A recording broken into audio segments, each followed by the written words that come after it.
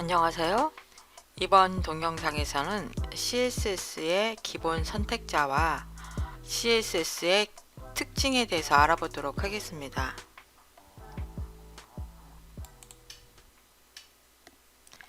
스타일 규칙을 만들 때 맨 앞에 오는 이 부분을 선택자라고 하고, 속성과 속성 값으로 이루어진 이 부분을 스타일 규칙이라고 한다고 말씀드렸었죠. 그래서 이 선택자라는 부분이 스타일을 어디에 적용할 것인지를 결정한다고 말씀드렸는데요. 선택자를 어떻게 사용하느냐에 따라서 스타일을 적용할 부분을 빠르게 선택할 수 있습니다. 선택자는 아주 다양한데요. 그 중에서 기본이 되는 몇 가지 선택자를 오늘 먼저 살펴보도록 하겠습니다. 그리고 다음 영상부터는 스타일 규칙을 만드는 중요한 속성과 속성값들에 대해서 알아보고, 어느 정도 스타일 시트에 대해서 익숙해지면 고급 선택자에 대해서 알아보도록 할게요. 오늘 우리가 알아볼 선택자는 크게 전체 선택자와 타입 선택자, 그리고 클래스 선택자와 아이디 선택자, 그리고 그룹 선택자, 이렇게 5가지 정도입니다. 지금 보고 계신 문서는 이제 아무런 스타일도 적용되지 않은 문서예요. 일단 웹브라우저로 보실게요. 네, 브라우저의 기본 스타일만 적용되어 있고요. 아무런 스타일도 좀 적용되어 있지 않습니다. 전체 선택자부터 한번 적용을 해보겠습니다. 전체 선택자라는 것은 웹문서 전체에 적용되는 선택자입니다. 보통 어떨 때 쓰냐면, 지난 동영상에서도 말씀드렸던 것처럼 이 웹문서에는 브라우저가 처음부터 적용해 놓은 디폴트 스타일, 기본 스타일이 적용되어 있죠. 그것을 초기화시키고 싶을 때 많이 사용을 합니다. 전체 선택자의 경우에는 이런 별표를 기호로 사용을 하고요. 이 웹문서의 경우에 지금 보시면 문서의 위쪽에 약간의 여백이 있어요. 이것을 마진이라고 하는 속성을 사용을 해서 정의를 해놓고 있는데, 이것을 내가 0이라고 수정을 한다. 그래서 저장을 하시면 이렇게 딱 붙게 됩니다. 이 마진이라는 속성은 각 요소 사이의 여백을 조정을 하는 것인데, 0이라고 지정을 하게 되면 문서 안에 있는 제목과 문서 사이의 여백, 또는 제목과 각 텍스트 문단 사이의 여백까지도 다 없애버리게 됩니다. 그래서 그 각각 사이의 여백을 이 문서 제작자가 자유롭게 조절을 할 수가 있게 돼요. 또는 패딩이라고 하는 여백도 있는데, 나중에 배우시게 되겠지만 이 패딩이라는 여백도 제로로 놓게 조정을 해서 모든 브라우저에서 지정해 놓았던 기본 스타일을 초기화시킬 때 사용을 합니다. 이것을 전체 선택자라고 해요. 전체 선택자는 웹문서 전체에다가 적용을 하는 선택자이기 때문에 내가 브라우저에서 지정했던 스타일을 초기화시킬 때 많이 사용을 합니다. 이것은 일단 이렇게 적용한다는 것만 알아두시고요. 주석을 달아서 일단 닫아 놓겠습니다. 참, 한 가지 여기서 팁을 하나 알려드릴게요. 주석을 적용을 하실 때는요, 주석을 처리하고 싶은 부분을 마우스로 선택을 해주신 다음에 컨트롤 키와 물음표 키를 눌러주시면 자동으로 주석 처리하실 수 있습니다. 다음으로 알아볼 선택자는 타입 선택자입니다. 태그 선택자라고도 하고요.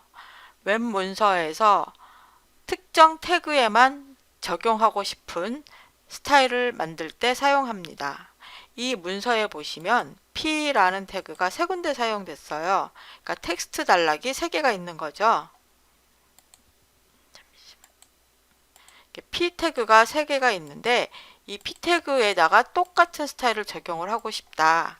그랬을 경우에 그 태그를 선택자로 사용을 할 수가 있습니다. P라고 해놓고 나는 P 태그가 선택된 부분을 다 똑같이 글자를 파란색으로 표시를 하고 싶다. 그렇게 해서 저장을 하면 오른쪽에 보시는 것처럼 p 태그가 사용된 곳에 같은 스타일이 적용이 됩니다. 이것을 타입 선택자라고 합니다.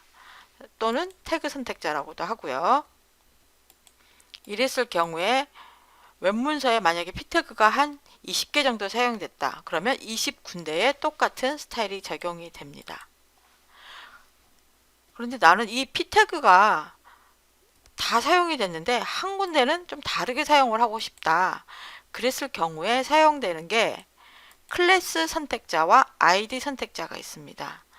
특정한 부분에만 다르게 사용하고 싶을 때 특정 부분에 적용하는 게 클래스 선택자와 아이디 선택자가 있습니다. 지금 방금 사용했던 것은 타입 선택자였어요. 자, 클래스 선택자는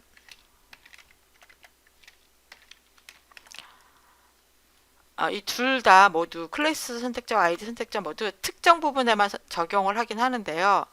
클래스 선택자는 문서 안에서 여러 번 사용할 수가 있어요. 이 부분에도 적용하고 이 부분에도 적용할 수 있다는 것. 아이디 선택자는 문서 안에서 한 번만 사용합니다. 그래서 얘는 고유성을 가지기 때문에 CSS에서만 사용하는 게 아니라 나중에 자바스크립트 같은 경우에도 어떠한 부분만 딱 꼬집어서 프로그래밍에 사용할 수가 있습니다. 내가 이 레드향이라고 되어 있는 이 부분에다가 빨간색이라고 표시를 하고 싶어요.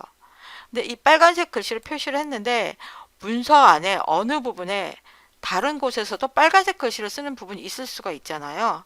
그랬을 경우에는 그때는 클래스 선택자로 지정을 하는 게 좋겠죠. 아이디 선택자보다는. 그래서 그 부분에는 클래스 선택자를 이용하겠다. 그래서 이때 선택자 이름을 적당하게 지정을 해주시는 게 좋아요. 나는 이 부분을 레드 텍스트라고 이름을 지어주면 다음에 다른 곳에서도 그 부분을 갖다 사용하실 수가 있습니다. 이 부분은 컬러를 레드라고 지정을 해주는 거예요.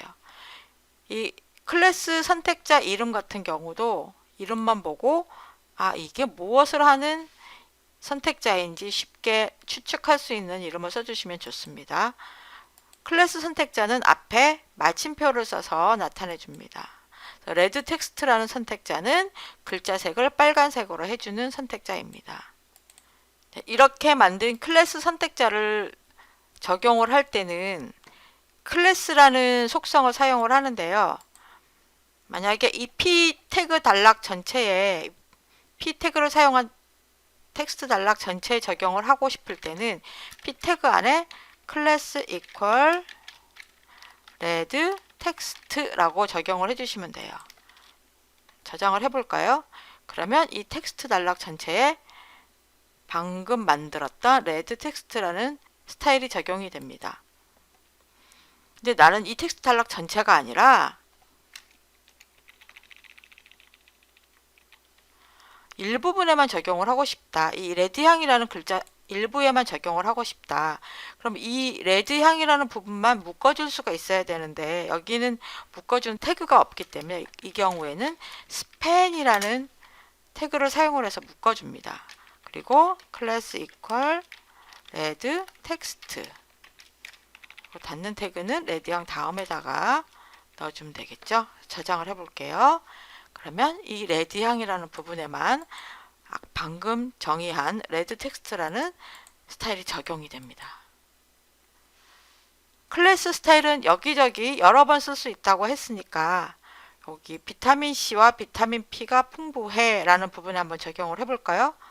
마찬가지로 스팬이라고 사용해서 묶어주면 되겠죠. 스팬 클래스 equal red 텍스트 그리고 닫는 태그는 어디까지 적용할지를 지정을 해주면 됩니다. 자, 그러면 이렇게 적용이 됩니다. 아이디 선택자를 한번 정의를 해보겠습니다.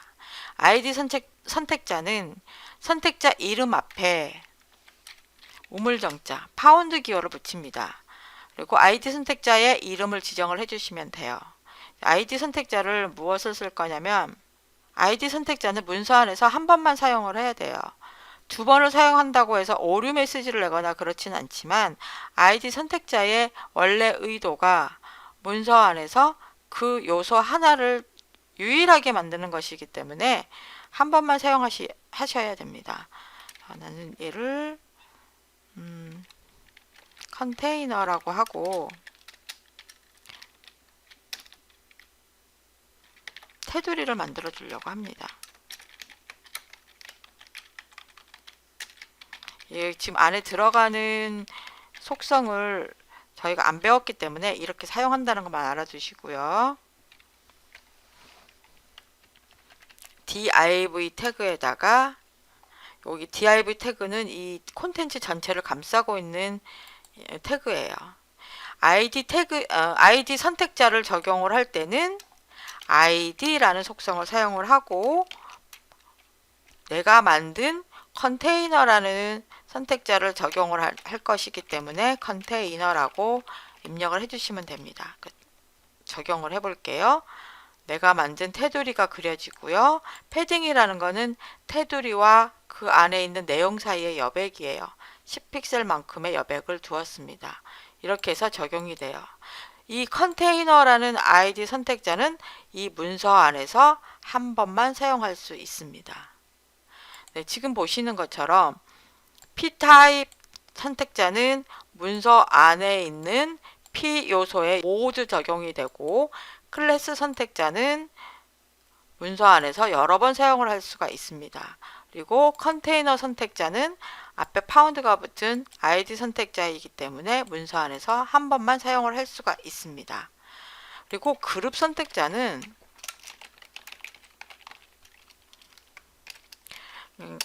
같은 스타일 규칙을 가진 여러 개의 선택자를 나열해서 표시하는 거예요. P타입 선택자가 글자를 파란색으로 나타내는 거고 H1이라는 타입 선택자 역시 글자를 파란색으로 나타내는 거다. 이랬을 경우에 똑같은 스타일 규칙이 두 번이 작성이 되잖아요. 이것을 갖다가 한 번에 줄여서 H1과 P를 컬러 블루라고 나타낼 수 있습니다.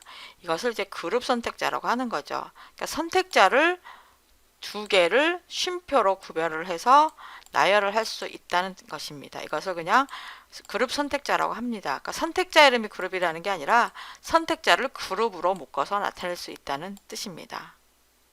그럴 경우에는 이것을 이제 주석 처리해서 묶어버리면 되겠죠. 그래서 이렇게 해서 간단하게 소스를 줄일 수 있는 것입니다. 네, 지금까지 이렇게 해서 기본적인 선택자에 대해서 알아봤고요. 이렇게 클래스 선택자와 아이디 선택자만 알고 있어도 문서 안에서 간단하게 디자인을 할 수가 있습니다. 정말 중요한 것은 이 안에 들어가는 스타일 규칙을 만드는 속성과 속성값들이겠죠. 다음 동영상부터는 이 속성과 속성값들에 대해서 알아볼 거예요. 캐스케이딩 스타일시트의 특징에 대해서 알아보도록 하겠습니다. 우리가 흔히 CSS라고 부르는데 여기서 앞에 붙는 C는 캐스케이딩이라는 뜻입니다. 캐스케이딩은 위에서 아래로 흐른다. 즉 계단식으로 적용된다는 의미인데요. 계단식이라는 것은 선택자에 여러 가지 스타일이 적용이 될 때 스타일 충돌을 막기 위해서 우선순위에 따라서 적용할 스타일을 결정한다는 의미입니다. 스타일 충돌을 막는다. 이 우선순위라는 것을 어떻게 적용할 것인지 그 원칙이 있는데요. 우선순위는 스타일 규칙의 중요도에 따라서 또는 적용 범위에 따라서 우선순위가 결정된다는데 그 우선순위에 따라서 위에서 아래로 계단식으로 스타일이 적용이 됩니다. 그리고 스타일 상속이라는 것은 태그들의 포함 관계, 그러니까 부모 요소 안에 자식 요소가 이렇게 들여 써지거든요. 제가 처음 동영상 강의를 할 때 이렇게 들여 쓰는 거에 따라서 포함 관계를 알아볼 수 있다 했잖아요. 그래서 그 포함 관계에 따라서 스타일이 상속되거나 어떠한 것은 상속되지 않거나 그럽니다. 그래서 그 스타일의 상속 관계에 따라서 위에서 아래로 스타일이 전달이 됩니다. CSS의 첫 번째 원칙인 우선순위에 대해서 알아보도록 하겠습니다. 중요도에 따라서 우선순위가 결정된다고 했는데 얼마나 중요한가에 따라서 우선순위가 결정이 됩니다. 처음에 나오는 사용자 스타일이라고 되어 있는데요. 이 사용자 스타일은 윈도우라든지 맥이라든지 이런 처음에 시스템이 만들어 놓은 사용자 스타일이에요.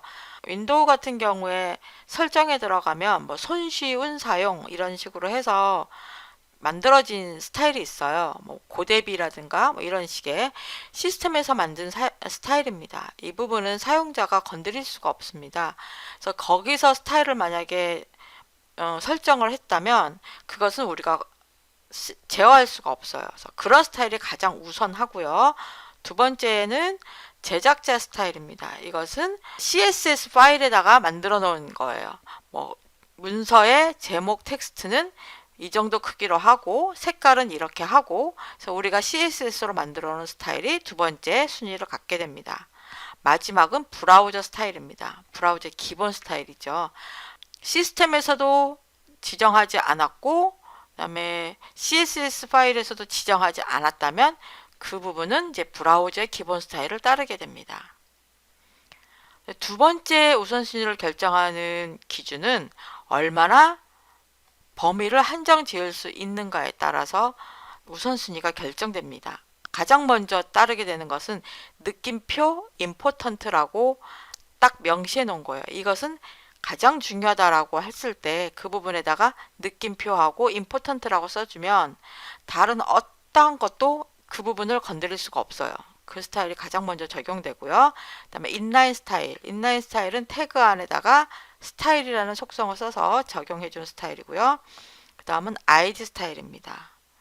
그 다음이 클래스 스타일, 마지막이 타입 스타일입니다. 이건 이따가 소스를 통해서 한번 확인해 보도록 할게요. 세 번째는 소스 순서에 따라서 우선순위가 결정되기도 합니다. 소스에서 마지막에 오는 스타일이 먼저 온 스타일을 덮어쓰게 됩니다. 이것도 나중에 소스에서 확인을 한번 해보도록 할게요. 그 다음에 스타일 상속 문제인데요. 자식 요소에서 스타일을 따로 지정하지 않으면 부모 요소에 있는 스타일 속성을 자식 요소에서 상속받게 됩니다. 어떤 걸 생각해 볼 수가 있냐면 문서에서 글자 크기를 지정을 할 때 텍스트 단락에 글자 크기를 따로 지정하지 않으면 바디 태그가 부모 요소잖아요. 웹문서를 가장 크게 감싸고 있는 바디 태그에서 글자 크기를 20픽셀로 지정을 하면 그 하위에 있는 다른 요소에서 글자 크기를 지정하지 않는 이상 나머지 문서 안에 있는 다른 요소들은 다 20픽셀이라는 글자 크기를 가지게 됩니다. 이런 식으로 부모 요소에 있는 스타일 속성을 자식 요소들이 상속받게 돼요. 단 이때 모든 속성이 다 상속되는 것은 아니다. 이것은 이제 나중에 스타일 속성들을 공부하시다 보면 이제 어떤 건 상속되고 어떤 건 상속되지 않는다는 것을 이제 배우시게 될 것입니다. 네, 이렇게 기본적인 스타일 시트 원칙들을 알아봤고요. 소스를 통해서 한번 확인을 해보도록 할게요. 지금 보고 계시는 웹문서는 제목 텍스트는 브라운 색깔로 표시가 되어 있고 텍스트 단락은 이제 검정색으로 표시가 되어 있습니다. 자, 이 부분은 뭐 이제 각각 하나씩의 스타일 규칙만 들어가 있으니까 우선순위를 굳이 따지지 않아도 돼요. 그러면 여기다가 P 태그를 제가 하나 더 P 타입 선택자 하나 더 지정을 해 볼게요. 그리고 컬러를 그린이라고 지정을 해 보겠습니다. 그러면 소스에서 먼저 지정한 선택자 스타일 규칙이 있고 나중에 지정한 스타일 규칙이 있어요. 나중에 지정한 스타일 규칙이 먼저 지정한 스타일 규칙을 덮어쓰게 됩니다. 저장을 해 볼까요? 네, 검은색을 초록색이 덮어쓰게 돼요. 그러니까 나중에 지정한 스타일 규칙이 우선순위를 가지게 되는 거죠. 그리고 인라인 스타일을 한번 지정을 해 보겠습니다. 여기서는 컬러를 레드라고 지정을 해 보겠습니다. 인라인 스타일이 내부 스타일 시트보다 우선순위를 가지는 것을 알 수가 있습니다. P 같은 경우도 한번 인라인 스타일을 지정을 해볼게요. 어떤 것을 해볼까요? 블루를 지정을 해볼까요? 네, 첫 번째 텍스트 단락에 파란색이 적용된 것을 볼 수 있습니다. 인라인 스타일이 먼저 우선순위를 갖는 걸 알 수가 있겠죠. 그러면 H1이 인라인 스타일이 우선순위인 걸 알겠는데 브라운 다음에다가 느낌표하고 임포턴트를 붙여볼게요. 가장 무엇이든 무엇에든 앞서서 적용된다고 했는데 적용을 해볼까요? 네, 임포턴트가 붙으면 모든 우선순위에 앞서서 가장 먼저 적용이 됩니다. 브라운이 적용된 것을 볼 수 있습니다. 그래서 스타일 시트를 적용을 할 때 얘는 꼭 중요해 라고 했을 경우에는 거기다가 느낌표 임포턴트를 붙여주시면 됩니다. 그리고 한번 스타일 상속을 한번 볼게요. 바디 태그가 있고요. 여기 P 태그가 있습니다. P 태그에 글자 크기를 지정을 하진 않았어요. 근데 내가 여기다가 바디 태그에 폰트 사이즈를 20픽셀로 한번 적용을 해볼게요. 그러면 여기 P 태그에도 똑같이 글자 크기가 20픽셀이 적용이 되었을 것입니다. 검사를 해볼게요.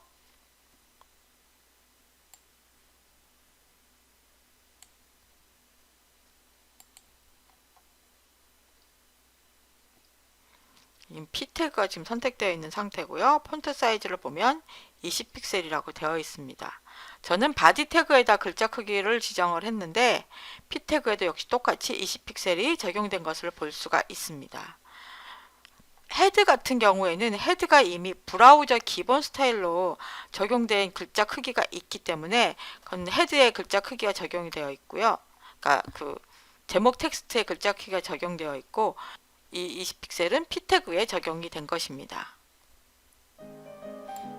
네, 지금까지 CSS의 기본 선택자와 스타일 우선순위와 스타일 상속에 대해서 알아보았습니다. 감사합니다.